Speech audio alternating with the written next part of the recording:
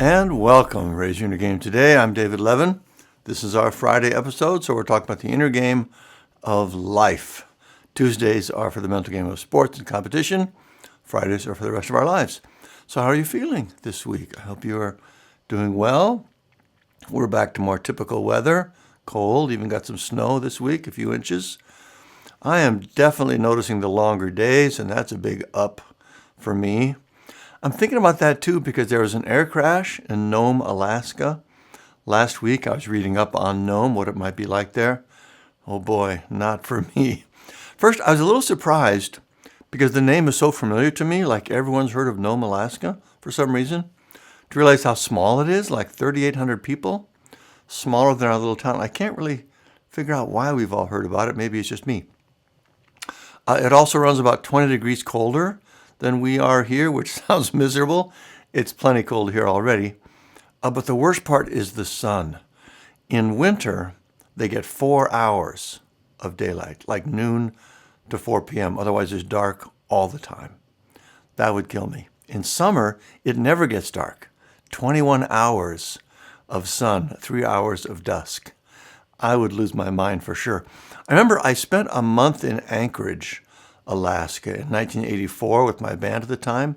It was summer, and everywhere you'd look, people would have tinfoil in their windows, blocking out the light so they could sleep. And I heard stories that as the winter wore on, people did lose their minds. There were way more fights in the bars in those dark months. It just seemed like it was not entirely hospitable to human life. Beautiful country, tough to live there. Nome must be 1,000 times harder. Just cannot imagine. Anyway, my main issue this week is that I'm recovering from my heart procedure. You can probably hear my scratchy throat. That's from being intubated. Anyway, we'll talk more about that later. But as you can imagine, pretty low energy from that. Time to rest and recuperate and just have a conversation with you, record the podcast. So plenty to talk about this week. Our looming potential constitutional crisis, what that is, what it means. Senate Republicans approving pretty much all of Trump's horrible cabinet nominees. Some new great craziness and corruption from Elon Musk. How to handle worry. Probably more than you need to know about my heart procedure. Our challenge of the week and some more recommendations. All right, we'll start with ups and downs. So what things gave me a lift this week and what things were pulling me down? The first big up was a talent show put on by our daughter's high school. There was just so much goodness in that. One thing was that our daughter was coordinating the whole thing. That was a lot of work. It's good to see her get that experience. She did a great job. She had to scramble at the last minute to get more acts, which meant I ended up doing something with my brother-in-law. He sang Paper Moon, that old classic song, It's Only a Paper Moon. Played the ukulele and the kazoo. That was funny. I backed him up on the drums. And we did fine. It was fun. A little nervous, but it all went well. The biggest up from that was that my daughter also performed a song she had written that I hadn't heard anything about. She had kept that secret from me for some reason. I'm not exactly sure why. But it was truly impressive. Not just dad supporting daughter impressive. A genuinely good song, performed well. She was so confident and poised. It really sort of killed me. I am, as you know, actively in songwriting mode right now, so I'm especially tuned to songcraft. And there were some lines in there I would have been impressed with coming from anyone. Just absolute top-level writing. Really knocked me out. I haven't heard the song since. I want to get a recording so I can dig in a little more, but man, oh man, that was really something. And the whole event was just a great treat. It really was. So that was lovely. I'm also celebrating our 250th podcast episode. It was this week's Tuesday episode. That's hard to believe. Pretty big number there, 250. Feel good about that, mostly. It's sort of a lot of work. I also have another song I'm working on, another rework of an old one. And this one doesn't need much work.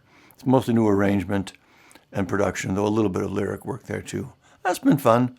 But I really can't get away from you too. I talked about this last week, but just the other night, I've been trying to get to bed a little earlier. It was like 10:15. I was ready. I was heading for bed. I thought, oh, let's just give it one quick listen so it's in our mind, as we go to bed. Next thing I know, it's midnight. Hour and a half gone. Happens all the time. For my downs, the big one was the heart procedure I mentioned earlier. Worrying about that beforehand, doing the prep the day before, and of course now the actual recovery. We'll talk about the details later. It's actually pretty interesting. But that was the big thing. And then, of course, as always, the ongoing Trump shit show and all the stress that brings. And might be coming to a sort of a critical point here pretty soon, which we'll also talk about later. Anyway, those are ups and downs for this week. Next up, top stories. The big story this week has to be the constitutional crisis we're either in already or about to be in. I guess I think we're not quite in it yet. In case you don't know, and I guess there are different definitions for it, a constitutional crisis, in my mind, is when you have a standoff of some kind between branches of government, and it's not clear anymore who's in charge. An example would be, and this is what we may be dealing with soon, a court says to the government, you can't do that. That's illegal. It's unconstitutional. And the government says, well, we're going to do it anyway. We're going to ignore your authority. When someone defies a court order, the court can hold them in contempt, can fine them, even jail them at some point. But those orders are enforced by the U.S. Marshals, and the Marshals are part of the Justice Department, which is technically under the president's control. So if he tells them to stand down, whose orders do they obey, the court or the president? That's a constitutional crisis. The Constitution doesn't tell us who has ultimate authority to resolve the situation, so we're stuck with no clear way out, no clear authority. We could very well be in that position any day now, and they are laying the groundwork for just that. J.D. Vance said this week, a single judge ruling to block the president is illegal. The White House spokesperson said the real constitutional crisis is what's happening in the courts. Of course, that's all completely false and upside down. The Constitution is very clear on this. The courts define what's legal. They do get to say what's allowed and what's not based on the law and the Constitution.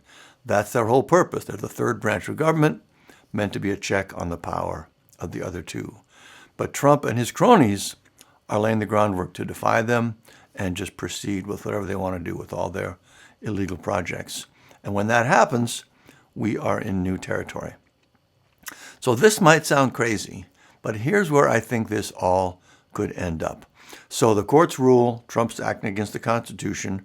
He says, too bad, doing it anyway. Now we're in an official crisis. At that point, I think the military might actually step up and take control. We could well see a military coup in this country. Here's why I say that. The top generals are super clear, and they've come out and restated publicly that they swear an oath to the Constitution, not to the president or any individual. They swear to protect it against all enemies, foreign and domestic. And they seem pretty serious about that, right? Like it's pretty much their core identity. If the president is judged to be ignoring the Constitution, a threat to the Constitution, the founders intended that Congress would impeach him and remove him from office. That's how the system is supposed to work. It did work that way in Watergate. But of course, today's Republican Party would never do that, right? Their loyalty is party over country now, and really Trump over everything. So if we're in that position and no one else can do anything about it, the military really has no choice if they follow the oath they've taken. The only way to reestablish constitutional order would be for them to take charge and remove the president and his administration, and I assume hold new elections. I mean, it's obviously not that simple, if it could even work. I can't really believe it would happen. It's too crazy and shocking to imagine. But when I think things through, it also seems almost likely, given where things seem to be headed. I just hope wiser, calmer heads prevail before Trump pushes us over this ledge, because obviously, we have no idea where something like that would end up, right? It sounds good that someone could write in and maybe fix things, but it could easily go completely off the rails too. So I hope I'm wrong about all that. But it's going to be an interesting period coming up here.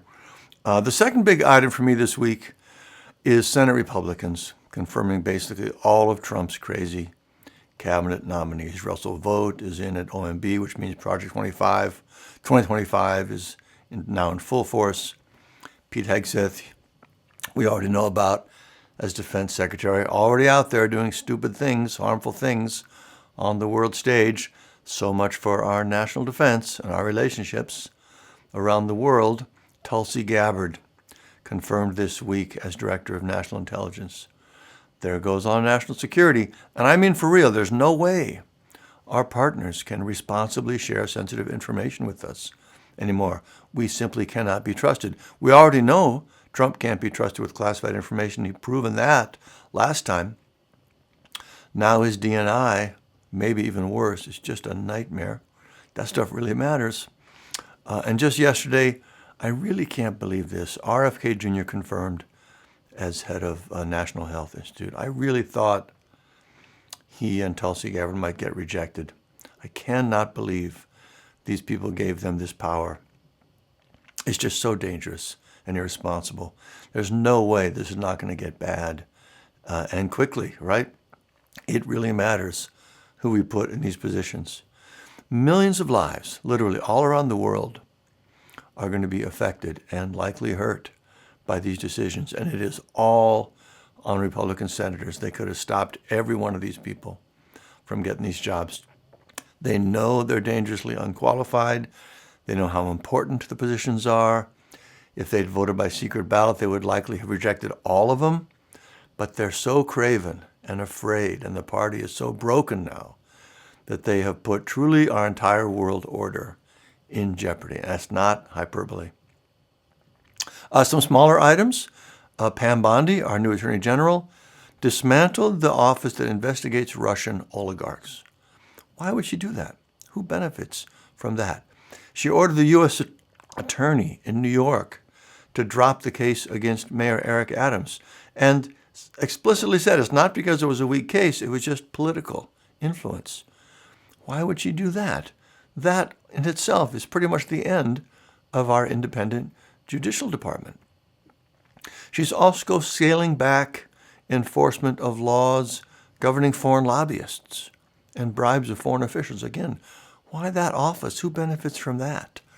They are shutting down the Consumer Financial Protection Bureau. This is the group that protects regular people from being ripped off by banks, credit card companies, etc. Again, who benefits from that? Speaking of corruption, the State Department announced they were going to buy $400 million worth of armored Teslas. Never mind that Tesla doesn't make armored vehicles. Does that not seem like conflict of interest? Granting a big new contract to Tesla while he's in there wrecking USAID and firing everybody? When the news came out, someone edited the doc to say armored electric vehicles instead of armored Teslas. That was funny to me. I wonder where the idea came from to give Tesla $400 million for vehicles they don't actually produce. Suppose maybe that was Elon thought that up? Speaking of Elon and corruption, the White House somehow declared his Doge group to be exempt from public disclosures for 10 years. So they don't have to reveal what they're doing for 10 years? Elon claimed they were the most transparent organization ever. Everything is public, even though the website they put up to share what they're doing is literally a blank page. In the small and petty category, I just can't get past this one. Trump fired the board of the Kennedy Center for the Arts and appointed himself as its chairman. What? How do you explain that? Doesn't he already have a full-time job? What could he possibly bring to that? I mean, obviously nothing. The guy has no taste or class or any interest in the arts even that I've ever heard of. The only explanation I can think of, as I heard someone else suggest, which is just that he wants to destroy the group because they've been mean to him over the years. They make fun of him in their, some of their public events. Comedians come in and roast him. God. Such a child. He also seems to have some sort of complaint about drag shows. I'm not sure what they have to do with that, but I doubt that's real heartfelt. And besides, aren't drag shows pretty mainstream now? Aren't they all over TV? None of it makes sense. On the good news front, the resistance, there's a ton going on in the courts, though that could trigger the big crisis, as we said.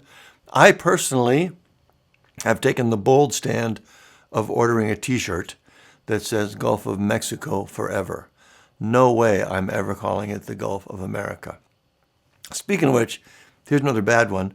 The White House has barred the Associated Press from the White House briefing room because they're still calling it the Gulf of Mexico.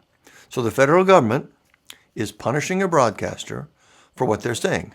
That's a clear violation of the First Amendment. It's exactly what the First Amendment was meant to stop happening, the government meddling and limiting what people can say.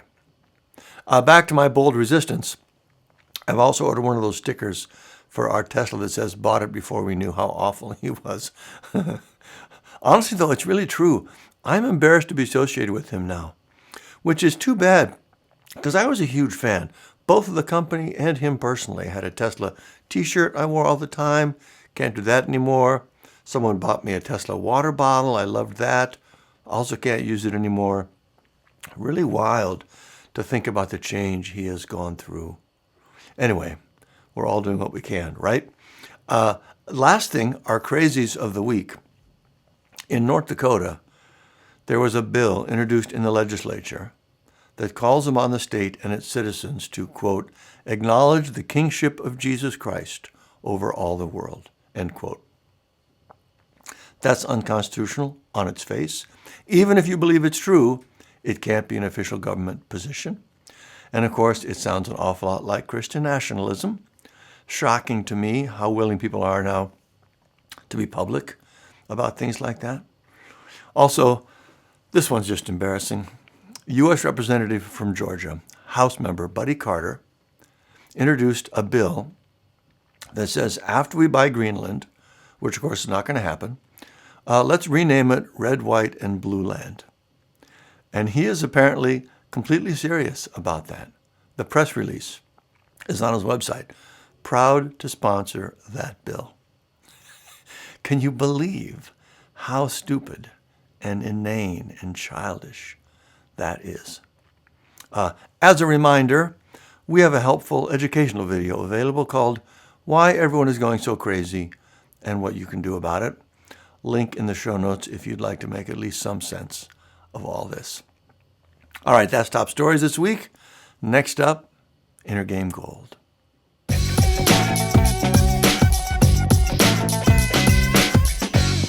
Last week we talked about the Marshawn Lynch technique, where you look in the mirror, say what kind of person do I want to be today, and then work to be that person. That's always a great exercise.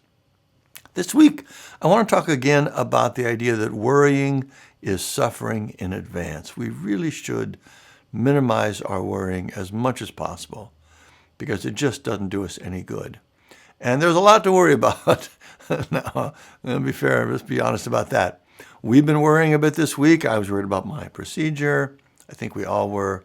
Francis was worried about the talent show. Margaret was worried about Francis and me. And I'm a big worrier in general. So it's a current topic. And it really is just so unhelpful, right? I mean, it's suffering for no good reason. The thing we're worried about hasn't happened yet, and it may well not happen. What good does it do us to imagine and suffer as if it has? Now, that's not to say we shouldn't think ahead and prepare for things that might happen. You want to have fire extinguishers around your house. We pack blankets in the car for road trips on cold days in case the car breaks down. That's all smart and good to do. But we don't then spend the whole trip worrying about the car breaking down or about our house catching fire. Planning is good. Worrying is not good. And of course, we all know that. The point is to pay attention and shut it down when it happens to keep it from causing us to suffer. That's a direct benefit to your mental health and happiness and probably ripples out to those around you too. I can tell you for sure that my family would notice if I worried less, and they would be happy about that. Now, it's easy to say, just shut it down when it happens, and easy to do once you know how. Not so easy if you haven't learned how yet. So, reminder, that's exactly what you learn in our Raise Your Inner Game programs if you haven't taken those already. The book, Executive Coaching, Sports Academy Training. So do check those out if you're interested in developing that particular mental skill. But that's Inner Game Gold for this week. Worrying is suffering in advance. The more you can control that, the happier you'll be. Next up, raise your outer game.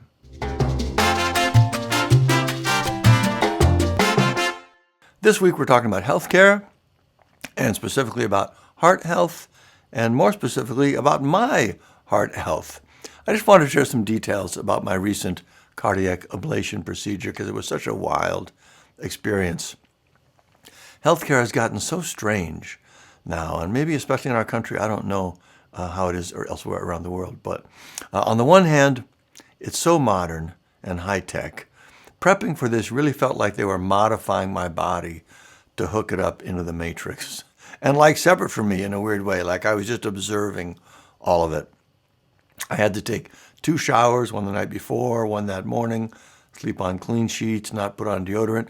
They were worried that any petroleum products might be flammable in the OR environment. That sounds bad. I had to get up at 4 in the morning to drink 16 ounces of apple juice. They wanted me to carb load for some reason, but clear liquids only. Once I checked in, the first thing they did was shave me from shoulder to knee, front and back. And let me just say, they were quite thorough with that. Very little dignity in such procedures. I had 2 IVs, one in each arm. Going into the OR, there must have been 4 people, all putting stickers on me at once, all over, legs, arms, back, shoulders. And the OR itself was just packed with high-tech looking equipment. It looked like the bridge of the Enterprise or something, with more stuff all around you. So then I lie down, more stickers, oxygen mask, take some deep breaths, and I'm out. The whole, getting up into that point in the OR took maybe 5 minutes. And it felt like I woke up like 2 minutes later, but I was actually under for more than 3 hours. And during that time, if you don't know what cardiac ablation is, I didn't know before this, they run a catheter up through an artery in your groin into the inside of your heart, punch a hole through to the other side of the inside of your heart. Apparently that hole heals up on its own. And then they burn the tissue in little overlapping spots like a spot welder until they've seared a circular line around an area that causes the rogue electric impulses that create the bad heart rhythms. The scar tissue apparently blocks the electrical signals. It's so crazy to think about.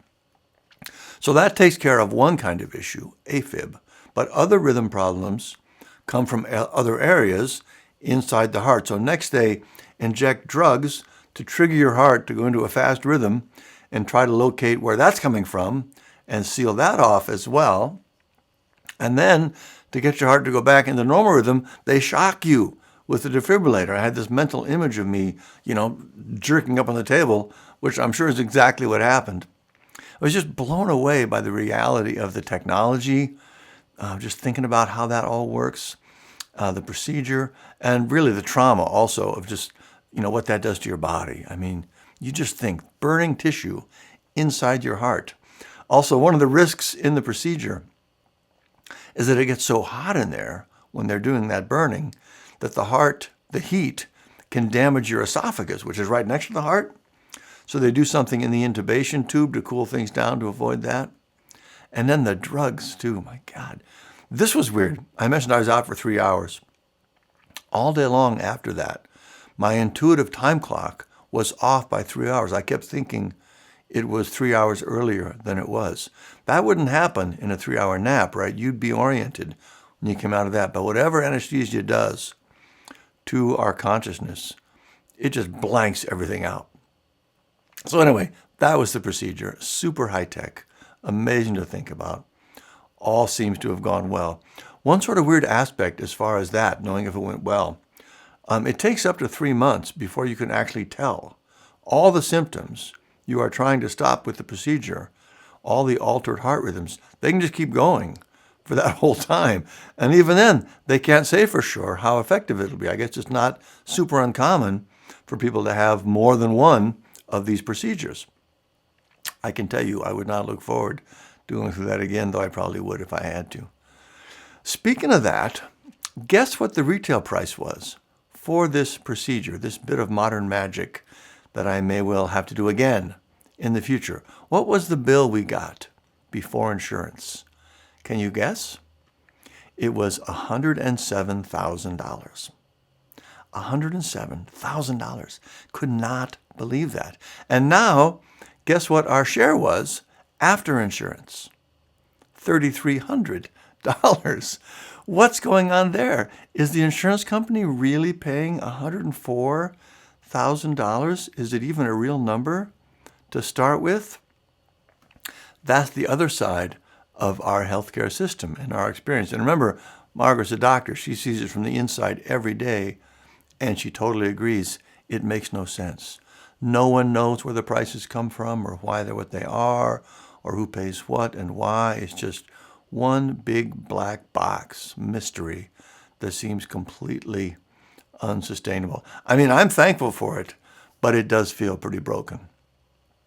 Good thing we have such a smart, competent, level-headed, science-based leader coming in, right? RFK Jr., I'm sure he's going to fix everything and make it all make sense. Oh, my goodness. Could there possibly be a worse time to put someone like him in charge? Anyway, I should say, again, how much I appreciate all this. This was a disruption for sure, but without it and the care I've got before it, I would almost certainly have had a heart attack, and who knows what else. I would not have anywhere near the quality of life I do now and going into the future. So I will say, and if there's a little lesson in all this, please do get a stress test if you're at the age where it makes sense. Cannot even calculate the difference in finding heart issues early compared to later. All right, that's Raise Your Outer Game this week, my little healthcare adventure. Take care of your heart. As weird as it might be, the alternatives are a whole lot worse for you and everyone you care about. All right, next up, our challenge of the week.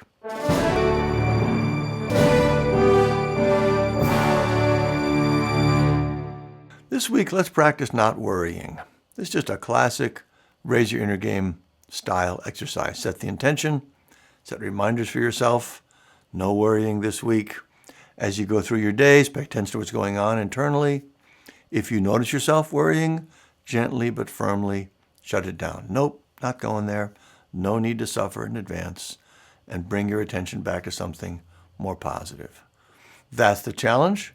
Give it a shot this week. I'm sure you will enjoy the difference it makes for you. All right, next up, highly recommended.